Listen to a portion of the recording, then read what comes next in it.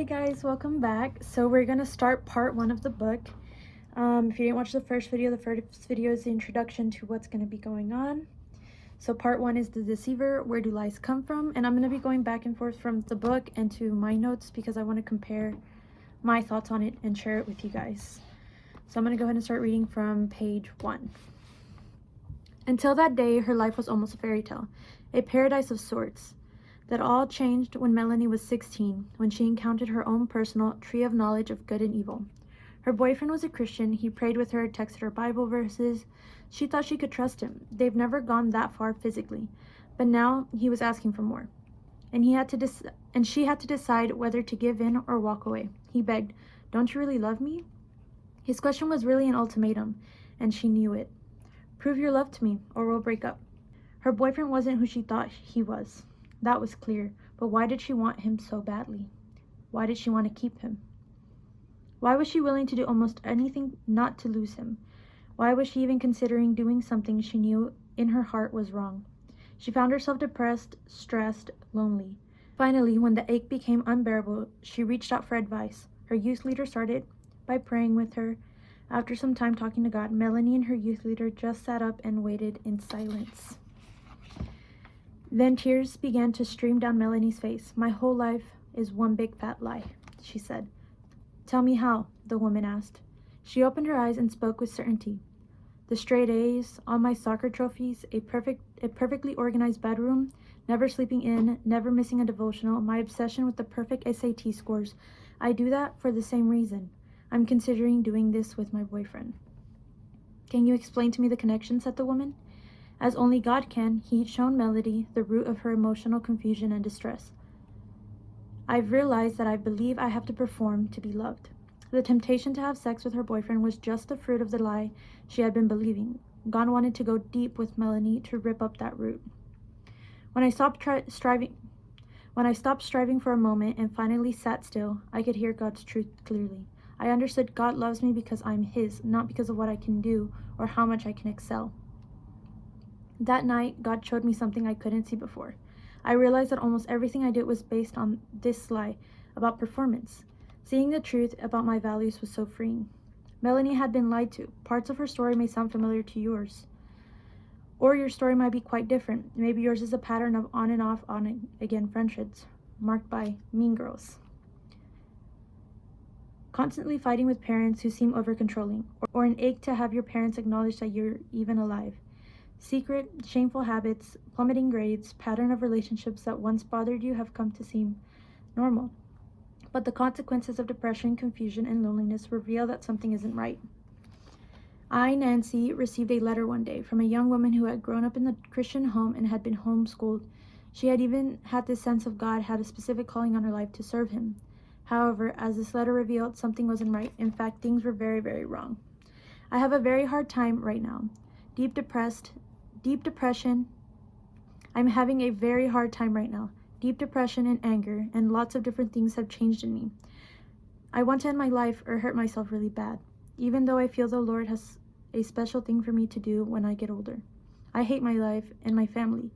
It feels like I will never end, and I will have to live like this for the rest of my life. We have been to so many doctors and no one knows what is causing this. You'd never have guessed what was going on inside this girl by looking at her. As I read her letter, my heart ached, and I wondered how many more young women in our Christian homes and churches are experiencing similar turmoil.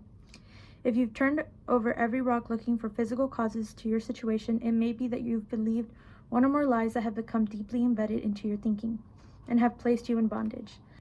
Let's look how our struggles with bondage began in the first place, so we can get you on your way to freedom. To do that, let's turn our attention once again to the first woman to fall for a lie. The definition of lies. A lie is a false statement with a deliberate intent to deceive, an inaccurate or false statement. Another definition is an imposter. A lie is an imposter of the truth. We often don't detect lies because they camouflage themselves so well.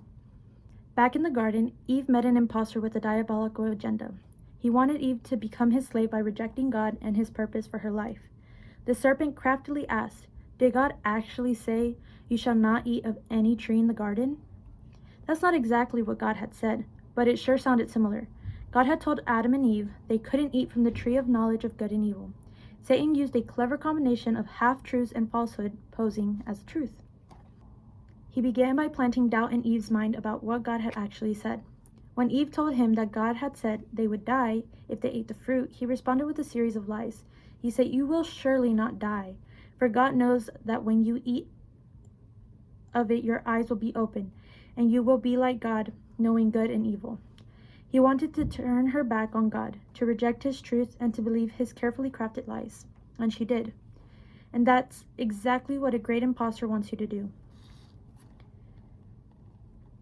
The origin of purpose of lies. The Bible tells us that Satan poses as an angel of light. Ezekiel 28 tells a story about how he asserted his claims to be like God. He's the imposter, and his motives are malicious though and through, as Jesus himself pointed out. The devil was a murderer from the beginning, and he does not stand in the truth, because there is no truth in him. When he lies, he speaks out of his own character, for he is a liar and the father of lies. John 8:44. Satan's native language is lying. He speaks through different mouthpieces, sometimes using an evil ruler, false religion, social media, Netflix, popular songs, or even friends to deceive us. Why does he lie to us? The verse above suggests that the ultimate goal of our destruction. Why does he lie to us? The verse above suggests that his ultimate goal is our destruction. The ultimate fruit of lies is death. We began to experience the result of this death before our heart stops beating. Look at God's word to the first man. Of the tree of knowledge of good and evil you shall not eat, for in the day that you eat of it you shall surely die. Genesis 2:17. What did God mean when he said they would die on the day they ate the forbidden fruit? Eve clearly didn't die physically the day she first sinned. However, the moment she took a bite of that fruit, she did die spiritually, when she was separated from God, who is life. The tree of life was now off limits, and she was banished from paradise. She would now be a slave to her own sinful, selfish desires and choices. She would bear the consequences of living in a fallen, broken world rather than enjoying the eternal pleasures of life in paradise. She and her husband would have to endure pain and hardship as they fulfilled their basic responsibilities related to family and work. With each passing year, this hardship would take its toll on their bodies, and it would eventually experience physical death. What a vivid picture this is for us. The moment we believe and act on a lie, as Eve did, we begin to experience consequences. We become increasingly enslaved to false, destructive ways of thinking and living.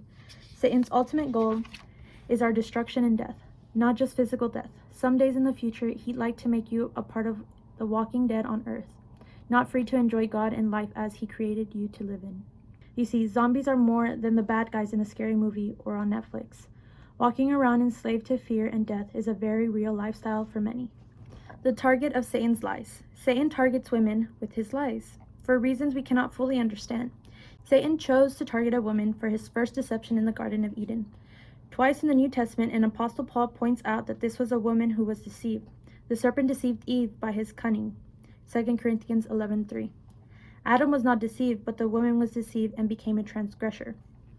1 Timothy 2:14. It may feel like the bad rap, but facts are facts. Satan obviously targeted Eve. Perhaps thinking that he could get her to buy into his deception, she would influence her husband to eat the forbidden fruit with her, which is exactly what happened. And to this day, Satan continues to target women of every age for deception. Our generation is bombarded with more messages, many of them untrue, than the past generations. Netflix, Pinterest, texting, Instagram, Snapchat, TikTok, YouTube, the list goes on. And this is constantly changing. With so many media, the messages you are bombarded with are vastly more numerous than any previous generation has ever experienced. Never has a generation been so exposed to so many messages through so many mediums. The result is quite interesting. Social scientists have noticed that the younger generations who grew up with the internet have responded to the information overload by becoming more careful. The information available concerning the consequences of some choices have resulted in the downward trend in smoking, drinking while driving, television viewing, and even sex. You're even more likely than older generations to drink water and understand that soft drinks aren't great for you. But along with all that strength of conviction exists some of the fuzziest moral thinking that any generation has ever known. There is no longer a single source of prevailing influence of truth. Instead, our generations tends to determine moral positions based on how behavior makes you feel and what whether it makes someone else feel good or bad. If it makes me happy, it must be right. For example, 75% of college students admit to cheating on tests to get the grade they want. Once caught, they almost universally agree that cheating is wrong, unless they get away with it, in which case they believe it's okay to cheat. The technical term for this trend is situational morality. Our generation is more likely than others to determine right and wrong based on the context, rather than a firm moral standard. The gender revolution of our day is illustrated as morality, being impacted by how the outcome makes us feel.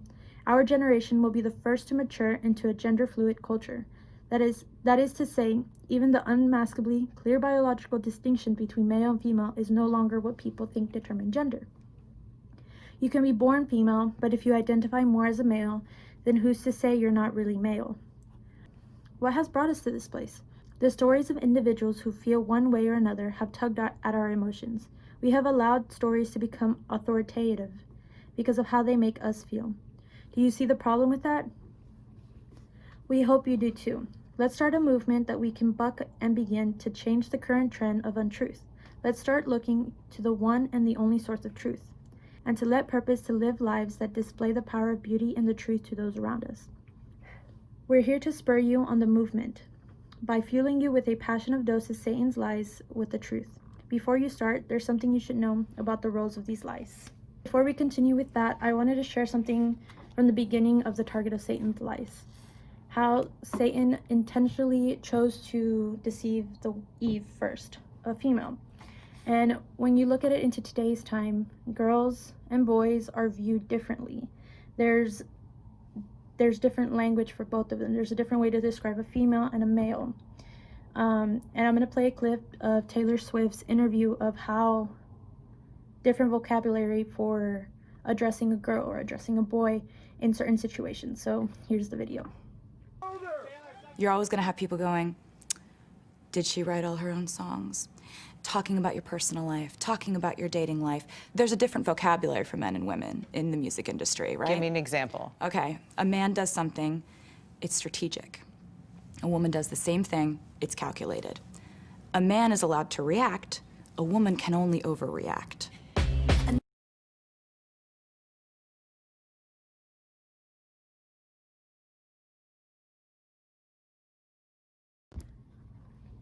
Wow. So that video really makes you think of how society depicts what a female does and what a male does. If a girl is a natural born leader, no, she's bossy. But if a man or a boy is leadership, he's like, oh, he's a leader, he's confident. While a girl she's narcissistic. There's different ways to depict it. Another really good example that I wrote down in my notes that is a little bit more common is the Cardi B's new song WAP. There's this big controversial of she's a woman, she shouldn't be talking about herself like that. But when you think about it, there's so many male rappers or male artists that talk about themselves that way and women that way. It's just that's the way it is. I'm gonna read off what I wrote. Take a look at the new Cardi B song WAP. She has received a ton of criticism for talking about her body parts sexually. But why, if men sing about women sexually constantly? The answer is simple. Girls look up to girls and boys look up to girls as well. So when a man sings inappropriately, it's, oh, he's a boy, boys will be boys. My opinion is that the standard should be the same for all. The boys will be boys. We'll talk about that again in another video, but it's not boys will be boys. It's the same thing for girls. Girls will be girls. Girls and boys are equal. So when you think about it, Satan chose to deceive a woman because a woman has influence over everyone. So that's why in today's society, men and other women pin down women, because they're afraid of that influence that we hold. We have that nurture instinct in us that men don't have. And that's something, that nurture helps us influence what other people do. So if a really high celebrity like Taylor Swift decides to do XYZ, the audience and the media is going to be like, oh, but all these young girls. But when a big social media star like Harry Styles does something inappropriate, oh, it's a boy, it doesn't matter, when it really does matter. And that big shift is because we have an influence. Us girls have an influence over the entire world, and we have to be careful with that. When it comes to the church, I've noticed that any church I go to and that I'm gonna assist to, girls will look up to me, and so will boys. And it's not to talk about myself highly, it's to say I have to be careful with what I do, because I know I'm being looked at through younger eyes. They're seeing to see, what am I supposed to be doing right now? And that goes the same with you guys. There's always someone younger looking at you. So you hold such a big influence on them that you're going to impact them. And that's why I like how the book talks about it, that Satan targets women with his lies. There are so many lies that females and girls are being targeted towards. The way we look, the way we dress, how we talk, what we listen to, who we associate with, what we watch. There's so much. And all of those things are bombarded on us when guys, yeah, they have to think about how they look, what they wear, and stuff like that, what they watch. But they can always lean back to the excuse, oh, well, I'm a boy. Boys will be boys. There's that stigma there that needs to be removed. And it's not going to be removed anytime soon. So that's why I want to emphasize that Satan will target girls more than boys, because girls hold such an influence. So what you can take from day 2 is that there are lies that we're going to fall for, and there are lies that we're going to be surrounded through every day, and so many pressures. But just always remember that there's an influence in you that you're going to share without even knowing that you're going to sharing. So next video is going to be The Deceived, Where Do Lies Get the Powers to Destroy Our Lives? And